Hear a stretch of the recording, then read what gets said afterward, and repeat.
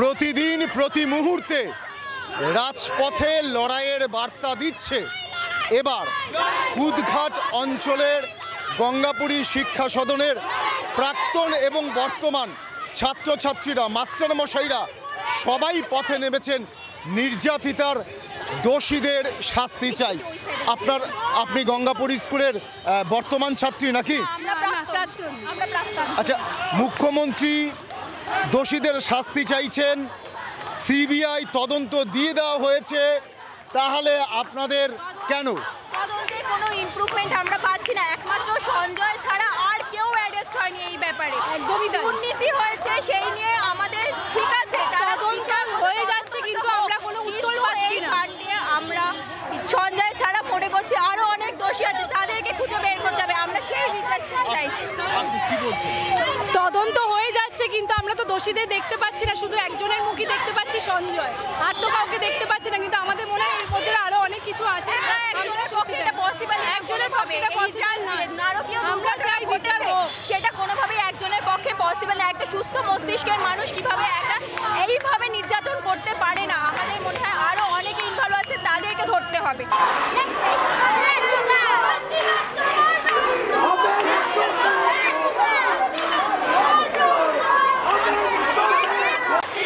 এই মিছিলে গঙ্গাপুরী শিক্ষা সদনের ছাত্ররা ছাত্রীরা এসেছে, প্রাক্তনীরা যেমন আছে ঠিক তেমনি বর্তমান ছাত্রীরাও আছে।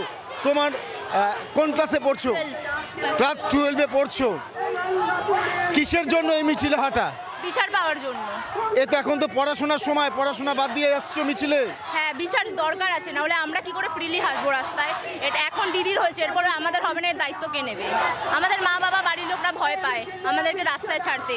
রাত্রেবেলা, দিনের বেলা সব জায়গায় ভয় হয়। আমাদের কেউ নেই, আমাদের স্কুলে রেপ হচ্ছে, এখানে ওই রাস্তাঘাটে কোথাও আমরা সাবধানে চলাফেরা করতে পারি না। আমাদের দায়িত্ব কে নেবে? আমাদের বিচার চাই।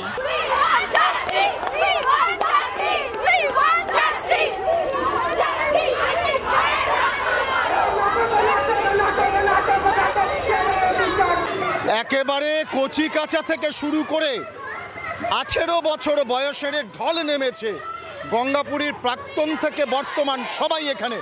আচ্ছা, আপনার কি মনে হচ্ছে এই যে আন্দোলন, এই যে সিবিআই তদন্ত দিয়ে দেওয়া, আপনারা আসলে কি চাইছেন?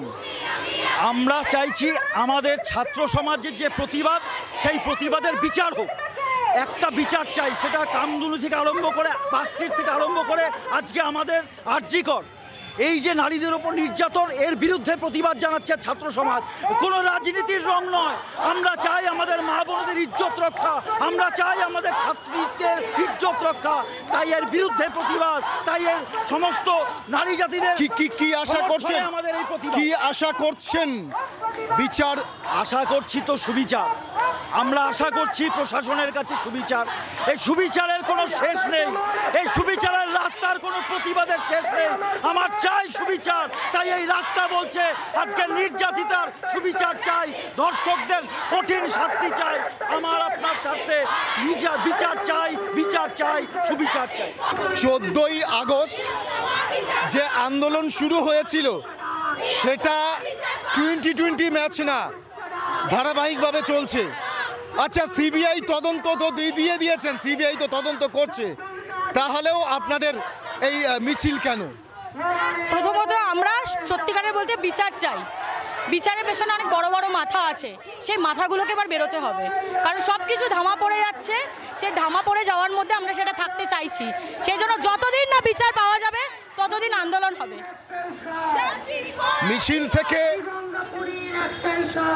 মিছিল থেকে মহিলাদের, ছাত্রীদের একটাই আওয়াজ, যতদিন পর্যন্ত না বিচার হবে, আসল দোষী ধরা পড়বে, ততদিন এই আন্দোলন চলতেই থাকবে। আপনারা গঙ্গাপুরীর প্রাক্তন? না, আমরা অধিবাসী, আমরা স্থানীয় আচ্ছা টালিগঞ্জ, আপনারাও আজকে মিছিলে এসেছেন ঘরের সব কাজ ছেড়ে? একদম একদম, এটার বিচার পেতেই হবে। তাই সমস্ত কাজ আমরা রেখে, বাচ্চাকে বাড়িতে রেখে আমরা পথে নেমেছি সমস্ত মেয়েরা। তার মানে আমাদের সেই একটা কথাই যে 14ই আগস্ট যেটা শুরু করেছিলেন সেটা একদিনে ছিল না, এটা ধারাবাহিক। এটা যতক্ষণ না বিচার পাওয়া যাচ্ছে আমরা এইভাবেই মিছিল নামবো। আপনারা বিচার পাবেন না, বিচার কেড়ে নেবেন? বিচার কেড়ে নেব। তাদের একেবারে স্পষ্ট কথা, বিচার এবার আমরা কেড়ে নেব। রাজপথের দখল নিয়েছে মেয়েরা, মহিলারা, গঙ্গাপুরীর প্রাক্তন ছাত্রছাত্রীরা, এমনকি বর্তমান ছাত্রছাত্রীরাও এখানে উপস্থিত হয়েছেন। সবচেয়ে বড় কথা, এখানে একেবারে পুরোটার দখল যেন মহিলাদের আওতায় চলে এসছে, পুরোটার দখল। রাষ্ট্রীয় ব্যবস্থার বিরুদ্ধে সঠিক বিচারের দাবিতে এ মিছিল চলছে। বিভিন্ন মহল থেকে আরো স্পষ্ট করে বলা হয়, শাসকের বিভিন্ন পদাধিকারীরা, বিধায়কেরা তারা বলছেন যে প্রতিবাদ করতে আসলে আঙুলটা ভেঙে দেবে। আপনার প্রতিক্রিয়া? প্রথমত শাসকের যে আঙুল, সেই আঙুলে কেউ ভয় পাচ্ছে না, তাই জন্য আজকে পশ্চিমবাংলার সাধারণ জনগণ জেগে উঠেছে। আর দ্বিতীয়ত হচ্ছে স্কুলে যে শোকস আসছে, আপনার হয়তো মনে আছে কলেজ পড়ুয়ারা যখন করেছিল মিছিল, সেইখানে তখন ঠোঁট ভেঙে দেওয়ার কথা বলেছিল। সেই অর্থে আজকে যদি কলেজ পড়ুয়ারা করতে পারে, তাহলে স্কুল পড়ুয়ারা কেন করতে পারে না, বা সাধারণ মানুষ কেন নামতে পারে না? আজকে সাধারণ মানুষ রাস্তায় নেমেছে। যতক্ষণ না প্রতিবাদ হচ্ছে ততক্ষণ রাস্তায় আমরা আছি, যতক্ষণ না প্রতিরোধ হচ্ছে ততক্ষণ আমরা রাস্তায় আছি। আরজি কর শুধু নয়, আজকে বাংলার প্রতিটা মেয়ে আজকে জানেন কিভাবে নরক যন্ত্রণায় ভুগছে। কালকের ঘটনা, একজন টলিউডের অভিনেত্রী যেভাবে তার ওপর হামলা করা হয়েছে, একজন মহিলা। অর্থাৎ পশ্চিমবাংলায় কিছু নেই, পশ্চিমবাংলায় মহিলাদের কোনো রকম কোনো বিচার নেই, কোনো রকম কোনো সুরক্ষা ব্যবস্থা নেই। আর মাননীয়া খালি বলে যাচ্ছে যে সব কিছু আছে। আর ফিরাদ হাকিম বলছে যে মেয়েদের সব ব্যবস্থা আছে, মেয়েরা সুস্থ আছে, মেয়েদের রাত্রেবেলা কোনো অসুবিধা নেই। যদি তাই হয় তাহলে কেন বললো যে রাত্রেবেলা মেয়েদেরকে কোনো রকম কাজ দেবে না, রাত্রেবেলা মেয়েদেরকে কোনো ডিউটি দেবে না? কোন কারণে? কারণটা কি? মেয়েরা যদি সুস্থই থাকে, সুরক্ষিত থাকে, তাহলে কেন মেয়েদেরকে কাজ দেবে না?